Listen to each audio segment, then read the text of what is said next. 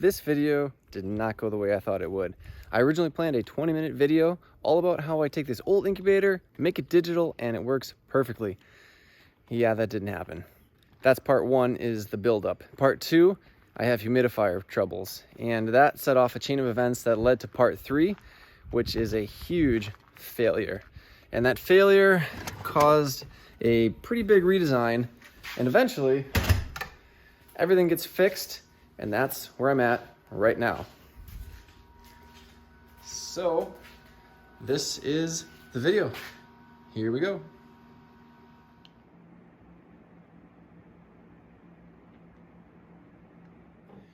Here is a look at our incubator. It is an older model. I don't have the exact year. I think it's from the 80s. But as you can see, this is not the original heating element. This has been replaced. Also, the thermostat that was in here was some sort of a metal disc. Based on the expansion and contraction of the metal, it would turn the thermostat on or off, and you had a set screw to kind of dial in the temperature. That has proven to be kind of something I'm not really thrilled about. We did use a digital brewer's thermometer, the kind that you just plug stuff into, like a fridge or, you know, whatever you want for heating. That worked okay, but this year we're gonna do something completely different. The budget is about $50. Gonna add its own regulated humidity and regulated temperature. And also from last year, I had this little fan that kind of kept the air moving and made it nice and even in here. Gonna keep this and mount it more permanently. Before I get into it, here's a quick list of all the materials used to update and restore the incubator. The original electrical cord is looking kind of rough, so I have a replacement. Gonna go ahead and get rid of this old one. This box is going to accept an outlet. One of these will be controlled by the thermostat, or rather the humidistat, and the other one will be on all the time. So one for fan, one for humidifier, and then I'll probably have to cut to fit in the thermostat readout, and this will get plumbed into the top, and then I'll hardwire in the heating element.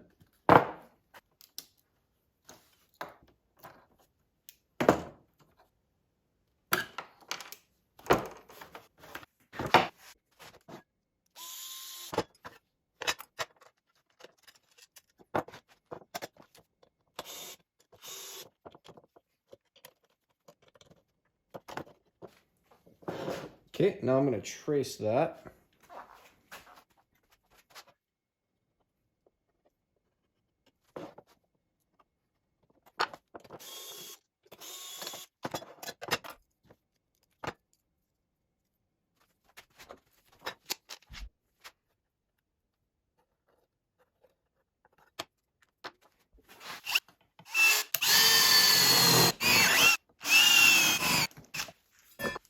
This is a carbide burr bit. It's for a die grinder, but it uses the same 1/4-inch collet that a trim router uses. So we're going to see how this goes.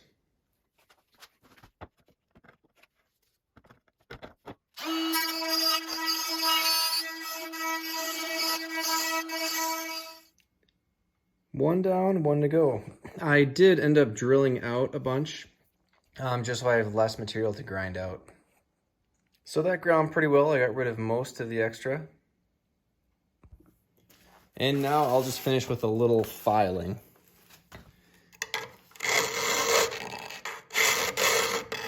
And now I'm just going to kind of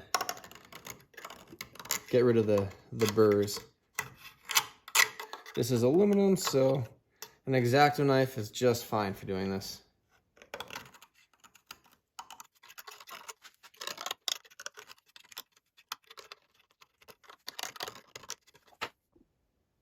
Well, that worked just fine, but I think this is in the strong do not recommend category. I would not want to do this again.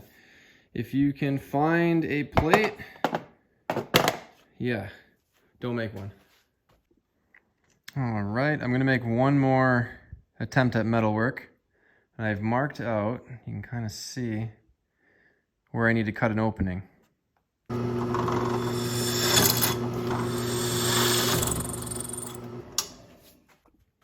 So a little bit different strategy this time.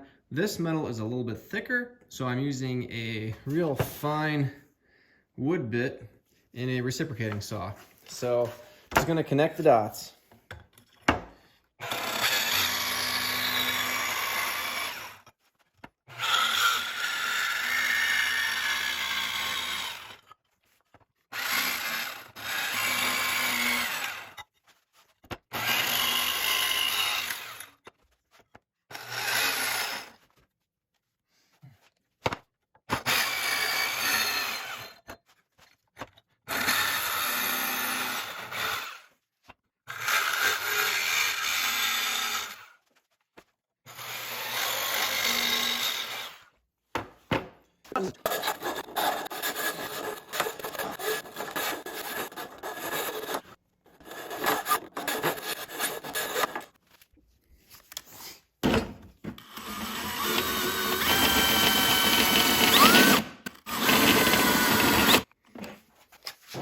I have this from the parts bin, a large washer, and then a threaded, I guess, insert.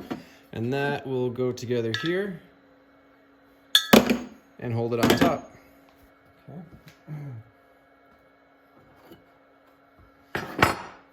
Looks good.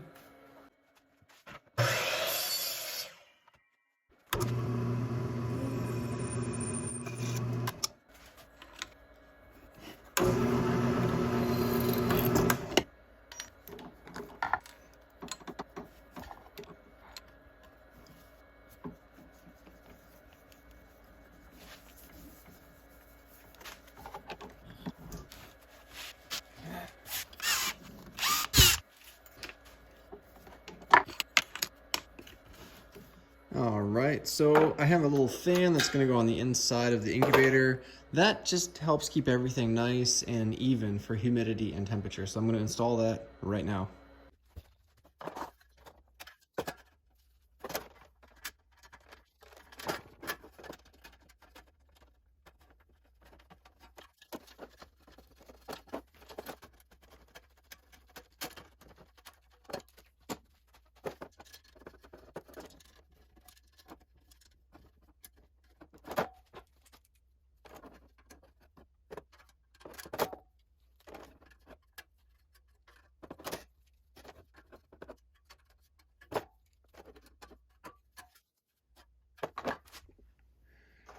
One upgrade is getting this thing off the floor.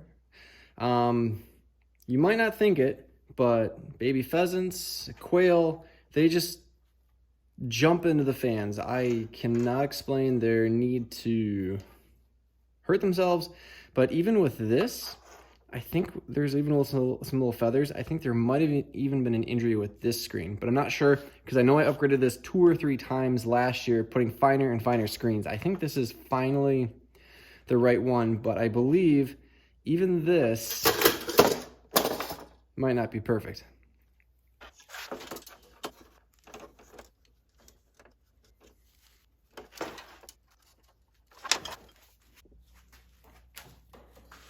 I had to move the little indicator light. So when the heating element is on, a light will also turn on. So I need to make a wire a little bit longer.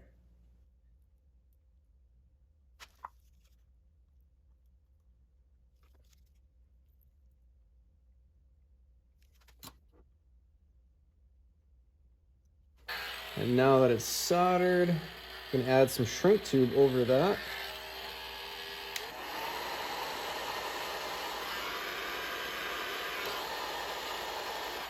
And there we go. Now I have a longer wire. Also, I'm using these push connectors, or these instead of a wire nut. If I had the lever nuts, that would have been much preferred. But in order to use these, I need to actually solder the stranded wire so I can push it in. So essentially, the solder is making it into like a solid wire on the end, so it's compatible with these. Otherwise, stranded wire will not work with these kinds of nuts. I need to thread a 12-volt power supply cord through, and the best way to hold it in is just to use this rubber cork, cut a slit, and then let me just pop it in there. And there we go. Between the threads on the box and that rubber, it's in there really good. It's not coming out.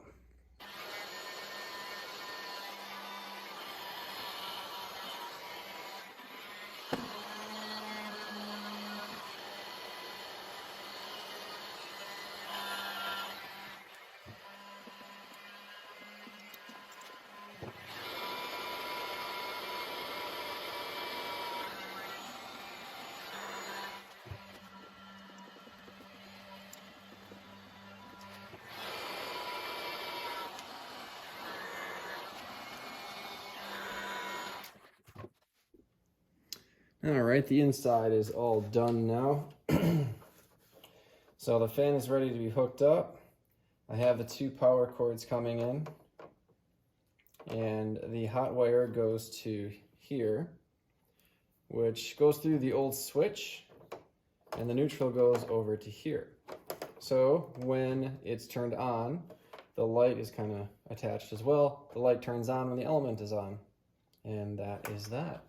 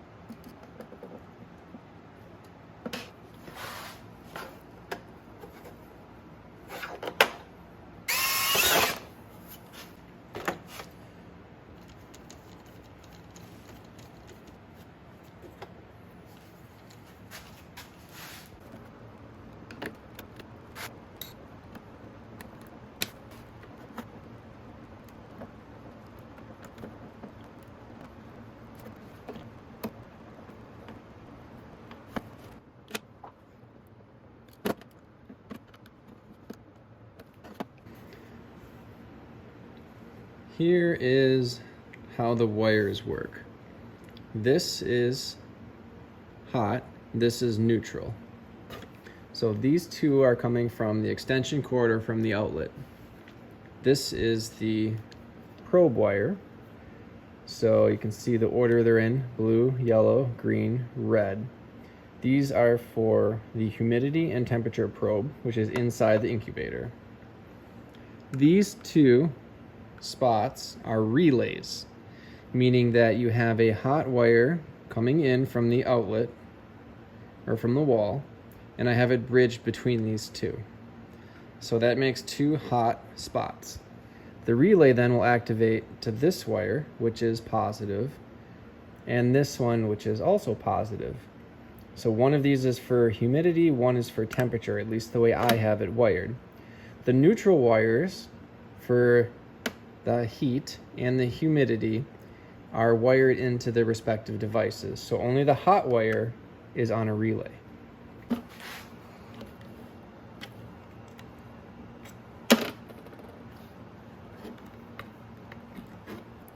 I ran out of room to fit that outlet in there, so trimming off some of the parts that aren't essential. And now this should fit. Perfect.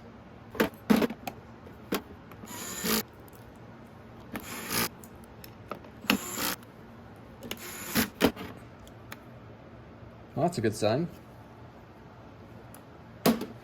So on this humidifier, the switch is a push button, and you press it once to turn it on, and if power is disconnected and reconnected, it stays off.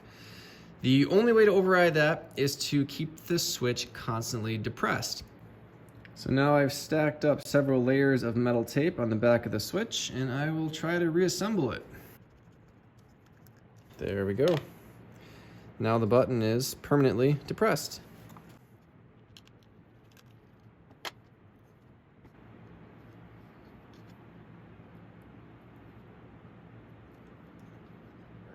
Now I have it dialed in, we're ready to incubate. Here's the settings that I have used. So, the way it's set up, I'll take the lid off. So we're gonna unplug the humidifier and unplug the thermostat. This whole thing can just be taken off to the side, and I'll set it out of picture on the table. Inside, we got two things. A GoV Wi-Fi temperature and humidity sensor, which conveniently is kind of like an egg, and then the humidifier. So that thing can more than keep up with any moisture losses. As for this, I have one of the vent holes open in the bottom. I can open more. This thing, everything can keep up no matter how much air is flowing in and out, but right now I just have one. I did cut a hole in the wire here, so I could fit that in there. To fill it, we just unplug it there, and then it pops out and add more water. Let me go over the temperature settings now. So one cool thing about being all digital is that we can calibrate stuff. So what I have is a GoV Wi-Fi humidity and temperature sensor, and I'm able to track where the temperature changes over time here. So you can see I'm trying to play with some stuff.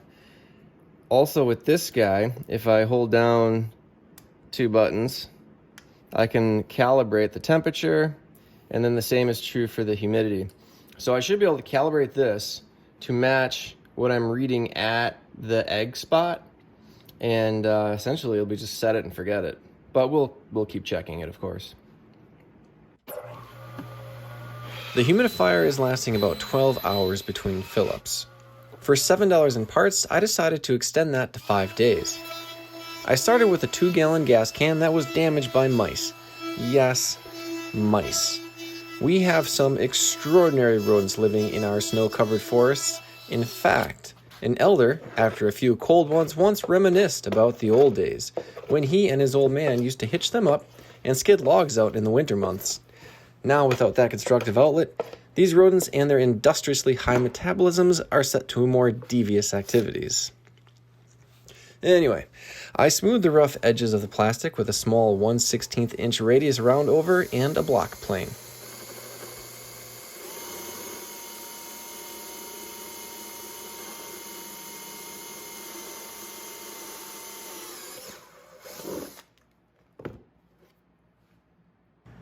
The first part of my $7 was spent on the brass barbed coupling.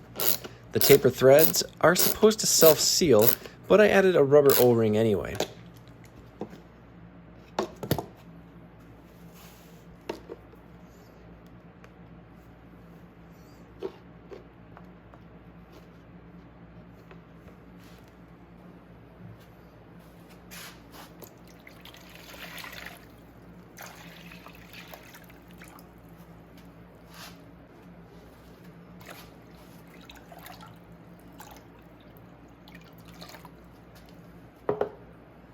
Unfortunately, when I tested for leaks, it failed.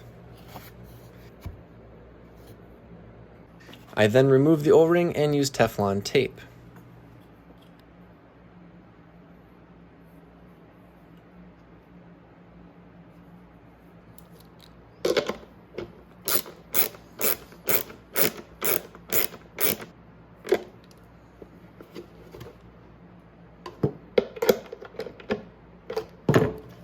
The leak was now fixed.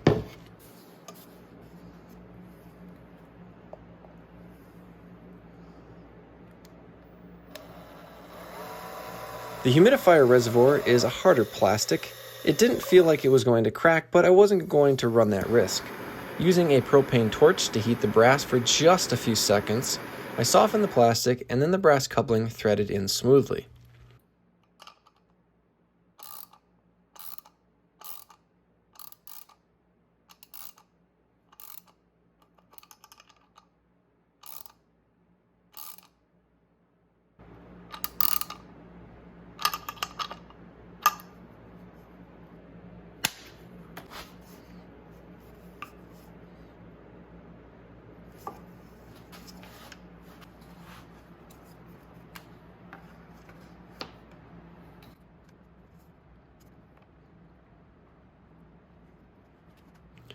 When I tested for leaks, there were none. A marker line on the reservoir serves as the full mark for the humidifier. What are you doing? I'm just curious. Don't pick at stuff. You break things, remember? Jeez. The fully functioning Little Giant automatic egg turner has a 110 volt plug that is too large to fit through the ventilation holes on the incubator base. To allow the power cord to pass through these holes, I disconnected the motor wires from the plug wire and installed crimped on wire connector terminals small enough to pass through the holes.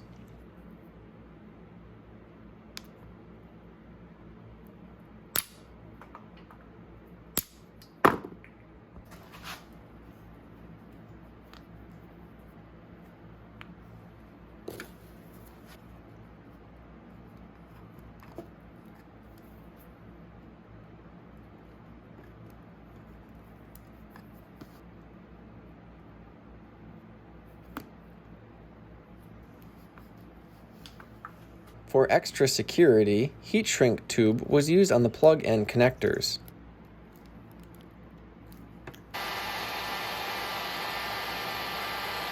On the motor connectors, the wire was too small, so hot melt glue was used.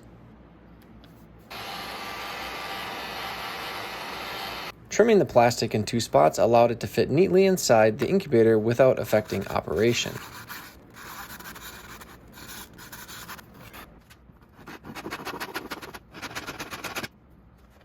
The polyethylene water line was carefully heated and shaped to accommodate the new arrangement.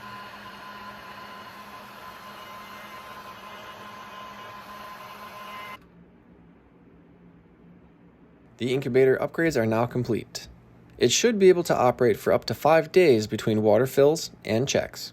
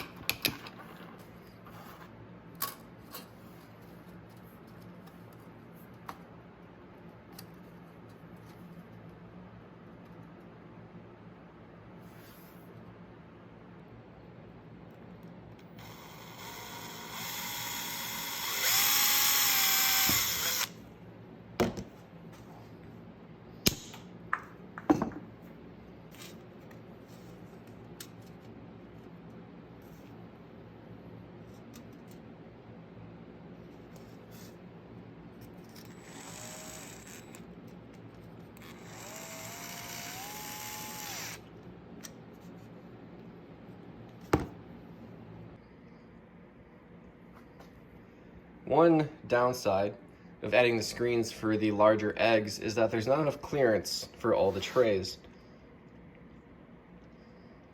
Right now it's in the middle, but it could easily be moved to the edge, and that would still allow us to put 1, 2, 3, 4, 5 trays total instead of the 4 that they're now. The tray is reversible though, so we can go back to having 6 trays of chicken eggs. The total cost of upgrading this 43-year-old incubator was around $150, or $180 if the Wi-Fi temperature humidity sensor is included in the final cost. Temperature can be set to the 1/10 of a degree and humidity to 0.5%. The Govee Wi-Fi sensor verifies the settings and sends alarms to our phones if humidity or temperature falls out of the acceptable range. The water reservoir will last 7 days between fills. The automatic egg turner is especially handy, since we can leave on weekends or make trips to the cabin for making maple syrup without the need to find a reliable friend to turn the eggs every 8 hours. We sacrificed the 100 egg advertised capacity for just 41 eggs, but if we do 2 hatchings, we will easily reach our homestead capacity, which currently is around 100 birds total, both new and old. Alright, thanks for watching the restoration of this old incubator, turning it into a modern digital incubator with all the bells and whistles. Now that it's been in use and we've put 1 run of eggs through, just some quick observations. This little humidifier, there is a spring and a wick. Something that happens with tap water is this wick will get kind of crudded up. It could be bacteria, it could be some kind of slime stuff, could be minerals, whatever it is. These things get clogged. And when that happens, the humidity gradually drops. And the problem with that is if the humidity can't get to the point where this turns off and on, it will be on constantly. After 4 hours, this has a circuit which automatically turns it off. So if it runs constantly for 4 hours because it's not working as good, it turns off and then there's no humidity being injected into the incubator. That's where the remote monitoring really comes in handy. Also, we've switched to using deionized or distilled water. There's no crud in it. It doesn't seem to clog these up. Yeah, that's the way to go. Spend a few bucks, run distilled water, have zero problems. Also, it's not a bad idea to have a few of these on hand extra, just in case. Other than that, the ultrasonic humidifier works great. You just have to know what it wants. Another observation was the remote reservoir. If it's overfilled, it will flood the little humidifier and it gets into the USB plug, shorting it out. Doesn't kill it, but it will stop it from working. Other than the humidity, this thing works perfect. And again, the humidity works perfect too, as long as we run distilled water and keep some of those extra wicks, just in case. Now that we're at the end of the video, here's a quick overview of the setup. This is the restored incubator, my wife's grandpa's incubator from 1980. It is digital, and we have the remote reservoir for water. Inside there's a fan, an egg turner, and the little humidifier. There's also a Wi-Fi temperature and humidity probe that records data, sends it to our phones, gives us alerts, and also puts the data in a graph so we can review it and look for trends. Once the eggs are close to hatching, they go into the Harbor Freight Toolbox incubator. This is simply controlled by one of these, I think they call it a brewer's thermostat. We have it set to 99 degrees. It is wired up to 3 ceramic light sockets. I'm probably going to cover the terminals with something at some point, just for safety. And inside here, 25-watt light bulbs, the temperature probe, and a little blink camera. So we can get an alert when something hatches, just for fun. So for the criticism of not having a window in this, we have a camera. Once they hatch and fluff up a bit, this is the brooder where they go. We have cattle tanks or some steel brooders as well that we use. This is just a plastic one. The light is attached to this steel structure. I have, you can kind of see how it's bolted together, just kind of clamped. Pretty sturdy. 250 watt red light, metal, ceramic, things that I like. And then, this is cool, a rheostat, or a dimmer switch. And I've drawn on here the different outputs for the light bulb. It's all encased in metal. Heavy duty extension cord was cut up to make the wiring for it. And it also has a clip, so it can be clipped onto something, so it's not going to go anywhere. Same thing with this. It's not going to slide off the top here. I'm a huge fan of redundancy. I really love the variable output on the light. It saves us on the electric bill, and I just think it's cool. So yeah, there you go. That is our setup for hatching and brooding.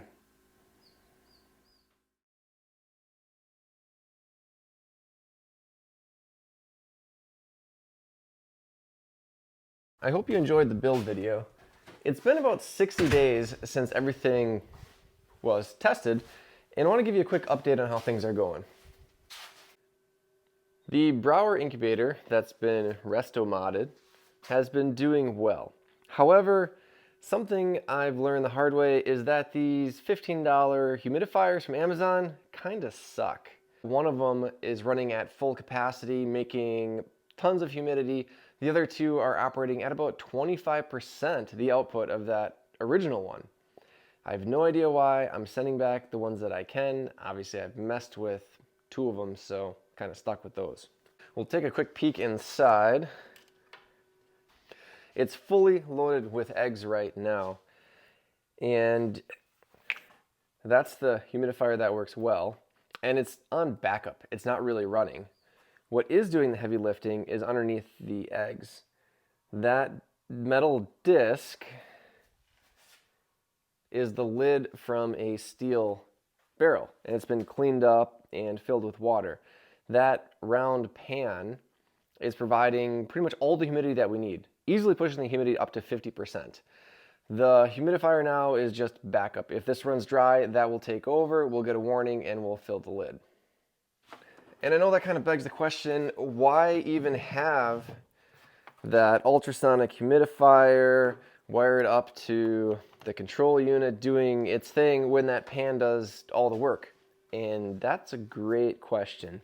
I really didn't need to make the ultrasonic humidifier.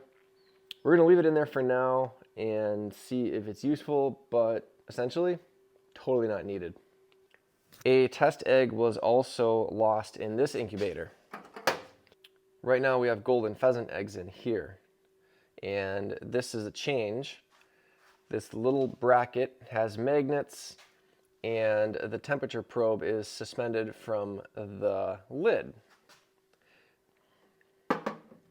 The reason that the temperature probe for the thermostat has been moved is because there was a duck egg in here, and we spritzed it with some water just to increase the humidity. At the very end, it was about 2 days from hatching, and it died. The reason it died is evaporative cooling. The spray from that bottle landed on the temperature sensor. The evaporation caused an error in the reading, and because the temperature read low, the thermostat stayed on, raising the temperature inside the incubator to 108 degrees, and ultimately killing our little chick about 2 days before hatching. Now, if we spray the eggs, we will not spray the temperature probe.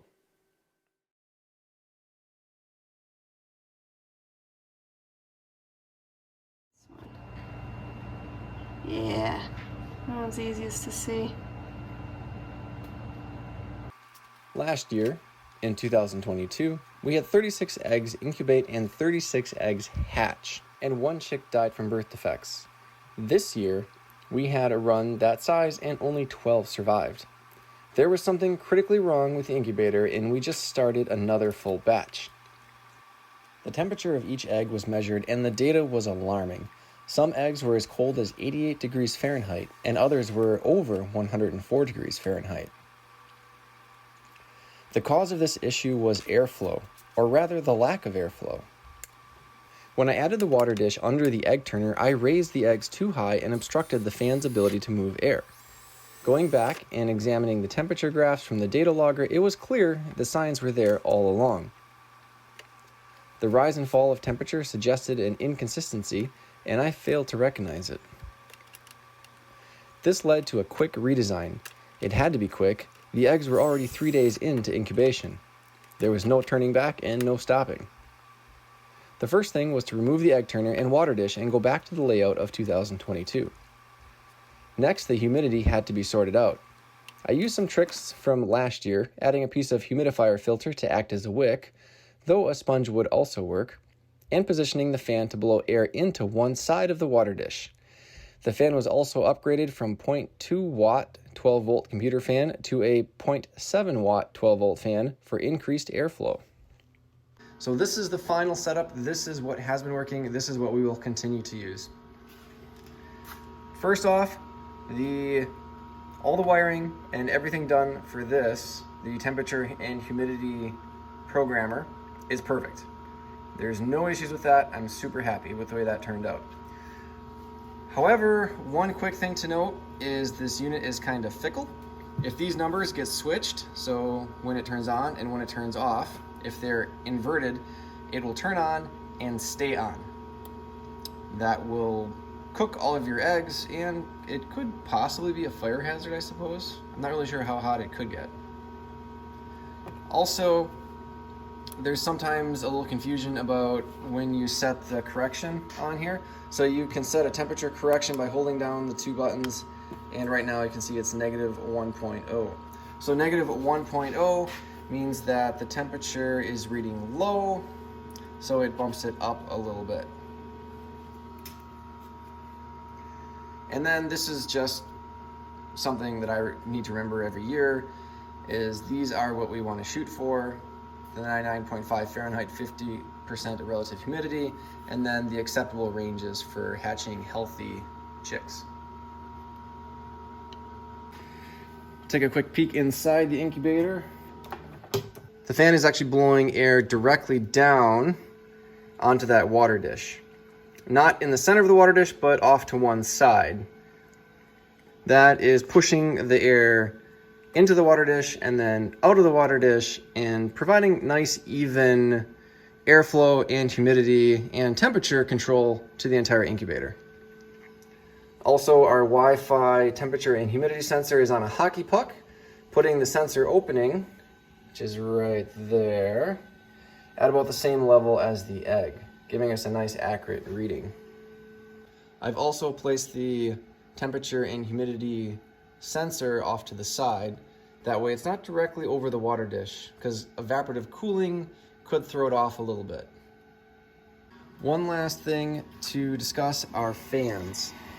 Fans are great for making the air nice and uniform and even inside an incubator, and can play a big part in affecting humidity.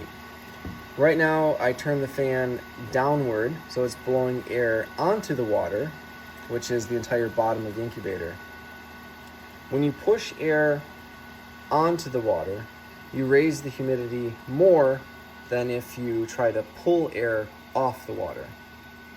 This will also affect the temperature inside the incubator a little bit as well, so keep that in mind.